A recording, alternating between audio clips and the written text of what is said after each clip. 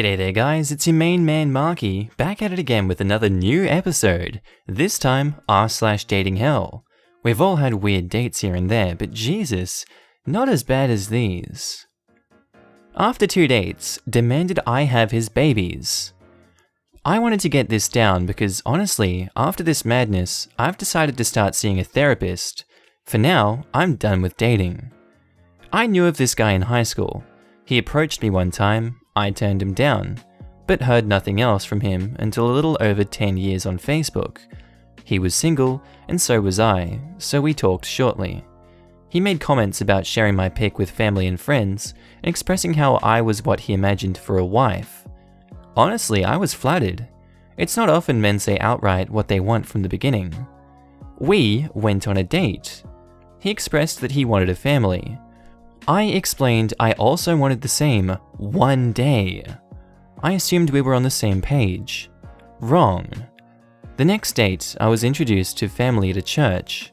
Later on at that night in a car, he began explaining how he wanted a child. Begin the argument. I'm not having children with someone I barely know, and especially someone I'm not married to. I leaned a conservative. That's just a piece of paper. All you want is a ring. And all you want is a child with someone you barely know. Don't you think we should spend a few years trying to get to know each other? What if you can't have kids by then? If my father dies before holding his grandchild, I'll never forgive you. Note, I've never met his father or mother, but I was aware of his type 2 diabetes and unhealthy eating. He also already had baby names picked out. Basically, all the names were a twist of his first and last name. Yuck. 2 days later, I received a message stating he needed time, and I was relieved thinking this whole ordeal was over. Wrong again. 3 weeks later, I received Facebook message of a picture of a baby note attached, she could be ours. Ew, why'd you send me that? We already had this conversation. I want someone that wants me for me, not just some pecker. We never slept together, so how could I want you for sex? I want someone who wants me for me, not just for the children I can give them. I refuse to be another single black mother in this world. Oh, so you just think I'm gonna be one of those men that doesn't take care of his kids? How dare you talk about single mothers like that? My mum was a single mother, and you think you're better than them? You clearly have an issue with me being from the hood. Etc, etc. My final message, I wish you all the best in the future. But I'm sadly disappointed that you would deduce me to another bougie tramp just because I don't want to be a single mother. It sounds to me like you're the one with the problem with your background, not me. I just hoped we'd have a relationship that naturally progressed, but so be it. And our next story, my worst online dating experience ever. So I meet a guy online and go on a couple dates. He's sweet, but if anything, he's a bit on the shy side. For circumstances beyond our control, there's a bit of a gap between the second and third dates. In between said dates, he started sending me very flirty/sexual messages. I thought it was weird, but he didn't push it when I changed the subject. So I still agree to meet again. He doesn't drive, so I'm picking him up at his place. I arrived late because my sat-nav had broken, but he insisted that instead of going somewhere closer to home, we'd still go bowling. As soon as he got in my car, he grabbed me and started kissing me. He was like a sloppy, groping washing machine. Not good. On the way to the bowling alley, he kept making uncomfortably sexual jokes, and made it clear early in the date that he'd presumed that I'd be going home with him. When we arrive at the mall, I suggest getting food. He insists on going to McDonald's over any other restaurant there. He orders the cheapest thing on the menu, but spends the whole time telling me about how much he earns, and how successful he's going to be in a career that he doesn't even work in. At the bowling alley, he picks up a bowling ball that matches my hair color and tells me it's no coincidence that I'm ramming my fingers into that one. Oh, yuck. He proceeds to make several other awful jokes about practicing with balls, etc. He repeatedly touches my bottom as I bowl, despite me flinching away on 3 separate occasions. He uses showing me how to bowl properly as an excuse to grab my butt. At the end of the game, I say I'm going to the toilet. I spend 15 minutes in there, wondering how I'm going to let this guy down gently, because I am not going home with him. When I return, he tells me about what a wonderful evening he's having. Back at my car, I have to open the door for him, as it doesn't have central locking. After patronizingly telling me that I was attempting to open the wrong door, he grabs me again, tells me I was so romantic for opening the door for him, and starts washing machine kissing me again. It was at that point that he starts slipping his fingers down my jeans that I panicked, and blurted out, "I think I like you as a friend." Needless to say, that was a fudgin' awkward drive home. And our last story is titled, Her Friend's Face Said It All. So a few years back, I'm doing the old online dating rodeo, Tinder, Bumble, OkCupid, etc., and message this girl a few towns away from me. Let's call her Mary. We hit it off, virtually, and a few days after, she asks me what I'm up to that night. I was walking distance from my favorite bar. Side note, being walking distance from an awesome bar is the one thing I miss about where I used to live. It's amazing. And is going to be down there for the night. I told her she could definitely meet me down there for a drink and such. Nothing super concrete or formal, just, I'll be here if you want to grab a drink. She agrees and says she'll be there in a bit with her friend.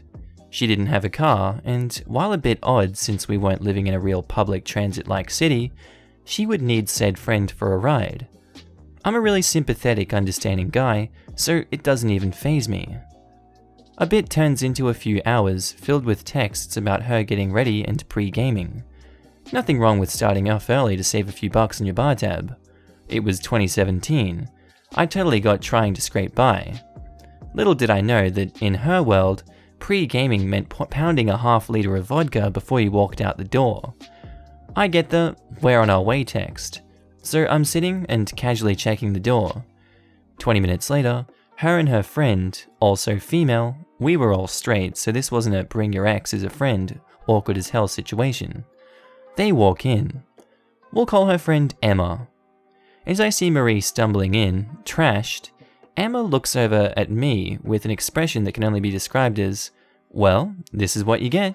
Sorry, dude." At that moment, I wish I never said I was going out and just stuck to my crossword in the paper like I usually did. The date goes pretty standard.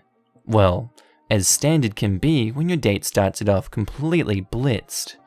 I believe it was karaoke night at my bar. I like karaoke. After one song, Marie pulls me in next to her in our booth and starts getting affectionate. By this point, I am enough in where I'm past the good point of a good judgment call, so here we are smooching in the bar, with Emma just awkwardly doing her thing across from us. Marie says, "Let's go to the bar down the street." It's not the best bar by any stretch of the imagination. I've had a few crazy times down there, and I don't mean fun crazy either, but we still go. As we're walking, Marie is off on her own wild ride, saying whatever to whomever she damn well pleases. This is not a good part of town, so Emma and I are trying to corral her. At this point, Emma is meeting a guy of her own at the second bar. He was a crap show, but that's her own story to tell. We make it to our next stop, and as I'm ordering a beer, Marie starts getting handsy, and not keeping it hidden either. To the point where I'm so uncomfortable in public with it that I'm pushing her away, multiple times. Emma is now with her date, but still gets that I'm not having it. I finish my beer, and Marie and I head outside for a smoke. She starts kissing me again, and while I'm sober enough to not want my Reginald Vell Johnson throttled in a crowded open bar, I'm drunk enough to make poor decisions. She mentioned something about not wanting to go home, and being the young single dude I was, offer my place for the night.